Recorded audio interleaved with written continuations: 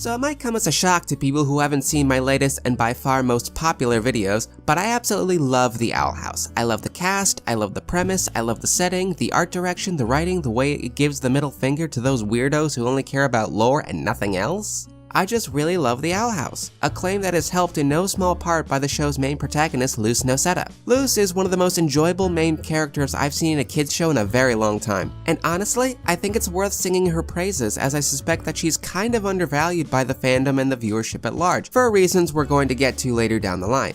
First order of business though, we're going to go into what makes Luz such a marvelous main protagonist for the Owl House. Just like Ida, who we talked about last time, Luz's character arc over the season is multifaceted and shows packed to the brim with things to love. Across nearly every episode, Luz is juggling one of many things. From her relationship with the other residents of the Owl House, her pursuit in being the first human witch, her developing emotional and social maturity, and the ever-looming shadow hanging over her head about what she's going to tell her mom when she returns to the human world. Now, of the many facets to her character, the emotional growth ones are very important and, like Luz herself, are kind of undervalued. So when we first see Luz, she is in a bit of trouble with her mother and principal for her latest in a long line of eccentric and disruptive episodes. This opening does a remarkable job at establishing Luz's character, an overenthusiastic nerd with her head stuck in the clouds. Like very dense clouds. The kind of clouds that make it hard for her to see that she's practically raining fire down on the people around her. Admittedly, the first episode kind of fumbles with the idea that Luz being sent to summer camp is a punishment for her just being quirky, rather than being actively reckless and destructive. Luckily, that is a problem exclusive to this episode alone, so it causes no lasting damage. Now, the fact remains that Luz was very much in need of a reality check at this point in the show, which makes it all the more ironic that such a reality check comes in the form of the Boiling Isles. See, as Luz becomes situated in the Boiling Isles, she vows to learn witchcraft from Ida. On top of learning magic in a way wholly unique to any witch in the world, Luz's character arc involves learning a series of lessons that are, more or less, different flavors of this line. This is clearly not the PG fantasy world I always dreamed about. Yes, the Boiling Isles may be a fantastical world, but it is far from an escapist fantasy for Luz. In fact, in the original pitch for the show, Dana Terrace intended for the setting to be hell. That's right. In an early draft of the Owl House, Luz would have started the show ending up in the forking bad place. Thankfully, there are no circles of torment and penance that Luz must endure on her time in the Boiling Isles, just some stealth lessons in maturity. In Witches Before Wizards, her life as a witch apprentice begins, and she is all ready to live out her self-insert Azura fanfic in real time. When the less than glamorous reality of the world goes against her expectations, however, she stubbornly sticks to her guns and keeps her head in the clouds, until that stubbornness almost gets her, Ida, and King killed. At the end of it all, she learns that she can't just wait around and hope for cool stuff to happen to her like in her stories, marking the first stepping stones she takes up the right path. Alas, she wouldn't be the eccentric, overzealous shut-in that she is without being a little stubborn, so she goes on to relearn different flavors of this lesson a current total of 4 times. Throughout episodes like Conventions, Lost in Language, Adventures in the Elements, and Wing It Like Witches, Luz learns that she cannot just fandom quirk her way through life and that her actions have consequences. What helps her learn these lessons here rather than in the human world is that she has more people she actually cares about and wants to be friends with. Since arriving to the Boiling Isles, her cup has runneth over with new friends and found family. And with a desire to keep those friends comes lessons in emotional and social maturity. Otherwise, she would just drive those people away with her uncontrollable antics. Once Luz has actually met with people she wants to spend time with and grow to care for, she is willing to recognize when her quirks cause problems for them and is willing to put in the work to do good by them. Of course, the point of the Owl House isn't the real world is no fun, you better just grow up and repress everything that makes you special. I mean, hell, one of the lessons Ida drills into Luz's head is to embrace her own individuality. It's just the show treats that lesson with a fair degree of nuance. There's plenty of what makes Luz unique that serves her well. Her inquisitive nature leads to her asking a lot of questions and regularly challenging authority figures to varying degrees of success. Her artistic talent lends itself to her learning glyph magic, and her abundant enthusiasm lends itself to being fiercely loyal to the people she cares about. Who hurt my babies? There's nothing in the show saying that Luz has to change everything about herself in order to be a functional human being. She just has to learn not to let her eccentric reliance on escapism be a detriment to other people. Speaking of those other people, we're going to talk about the found family unit in just a minute, but first I want to talk about Luz's relationship with her mom because it is fucking great.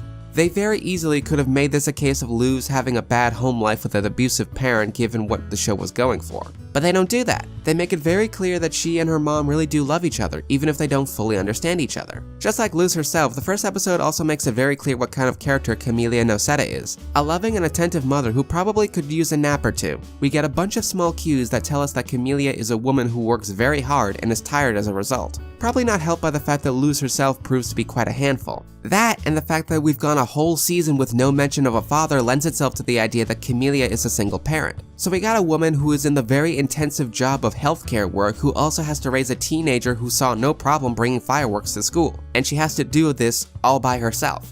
Poor Camellia, I bet she can use another woman around the house. So yeah, a very stressful kind of life, you would think. Thankfully, unlike actually abusive parents, Camellia never makes this Luz's problem. She doesn't yell at Luz, she doesn't make any demeaning or backhanded remarks about her quirks. She just calmly yet firmly tells her what the problem is, Luz's destructive behavior, and what they're going to do to try to fix it. Summer camp. And she is doing everything she can to help the medicine go down for Luz. She is convinced this is what is actually best for Luz and is as sweet as possible to help her daughter become comfortable with the idea. And we see an enchanting Grom fight that Camellia regularly texts Luz to check in and just be sweet and affectionate. So yeah, Luz Noceda is a good mom. She has to be a good mom, or else the question of what Luz is going to do when she gets back home wouldn't have any weight to it. Recall that never, not once throughout the season, does Luz stop to consider the idea of just saying to hell with the human world and staying in the boiling isles forever. No, they make it very clear that she does intend to return at the end of the summer.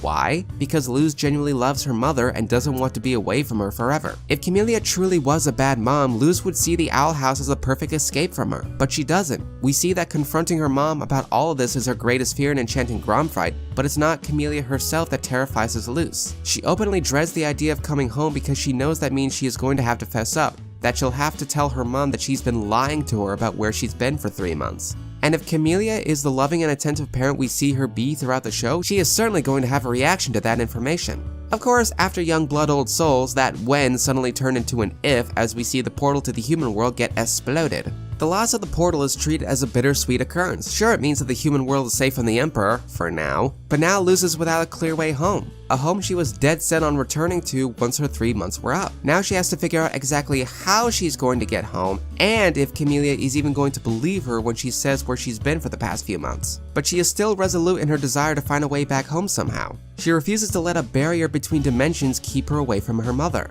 See, this is how you know Camellia is a good mom, because she raised Luz right. Now as for Luz's other family, it's very clear that she loves them all very much too. I've already talked about her relationship with Ida, but it does bear repeating just how sweet the two of them are. It's pretty clear that she got immensely attached to her new witch mom pretty quickly. An adult figure who doesn't look down on her for being weird? Absolutely she is gonna latch onto her. And after seeing Ida succumb to her curse for the first time, Luz only becomes more and more concerned about Ida's health and well-being. And when Ida actually gets Luz into Hexside despite her own personal grievances, she becomes less of a teacher to Luz and more of an actual mother. The way they both care and support each other feeds into an ever-growing familial bond that is borderline indestructible by season's end. She grows so attached to the old witch that it reaches the point where in the penultimate episode, she risks the pain of death to pull off a heist and swipe a magical artifact that could supposedly heal the curse. Then when all that falls through, she goes on to absolutely wrecking shop trying to save Ida from petrification in the next episode, laying waste to guards, challenging Lilith, and even landing a shot on the supposedly omnipotent Emperor. Side note, I just love how fucking powerful and ruthless Luz is in this episode. In other cartoons where the protagonist is expected to just be the better person and always extend a hand to the people who are actively trying to murder them, Luz says fuck that noise and just starts wrecking everyone's shit. You're standing in the way between Luz and someone she cares about? Yeah, nice knowing you. You're gonna die now. Look at this! Look at how she essentially holds this one little gremlin at gunpoint and demands that she free her friends. Bless this child, she is out for blood and she's the best! And of course, we can't forget Luz's favorite little partner in crime, King, who she takes to immediately after laying eyes on him. The way she just showers him with the affection that he pretends not to crave is just utterly adorable and has led to a few good episodes of the two of them bonding. Such episodes are more about King needing to learn how to friend properly than anything else, which interestingly enough puts Luz in the position of having to be the responsible one. An interesting change of pace for Luz's character. It's very nice just seeing these two just be adorable together and seeing King become Luz's shoulder-dwelling sidekick. Now, where have I seen that one before? Then there are Willow and Gus, who, let's be honest, mostly exist to offer Luz more character growth while still being entertaining in their own right. I did mention in my Amity video that these two get the short end of the stick most of the time in terms of screen time and development, especially compared to the aforementioned Amity. Even so, they still serve the roles they were intended for, they're fun to have around and are extremely good friends to Luz, who then proceeds to be a good friend to the both of them as well. So between Luz's steady climb in emotional maturity, her ever-growing found family, her insatiable hunger for all things magic, and her personal conflict about eventually eventually going home to Camellia, you have the makings of a great main protagonist. However, as I established, people do seem to undervalue Luz as a character, often finding something else in the show to obsess over. Whether it's Ida, Amity, Lilith, or the Bowling Isles itself, if you were to ask people what their favorite thing about the Owl House is, odds are good that Luz would not be their answer. There are even people who like Basha more than Luz.